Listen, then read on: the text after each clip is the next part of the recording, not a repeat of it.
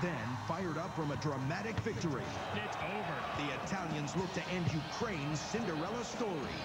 The FIFA World Cup covered the last 5 picks, including Paul Millsap, who led Division I in rebounding 3 straight years. Jay? Yeah, and Millsap, big-time rebounder. Reminds you a little of Malik Rose. I thought Kenny Adeleke played a little bit better down in Orlando, but Millsap has a great track record. Baramenko, 6'11", has got a good feel for the game. He's tough. He's going to have to learn how to play, though. He needs a little bit more time, a little bit of a project.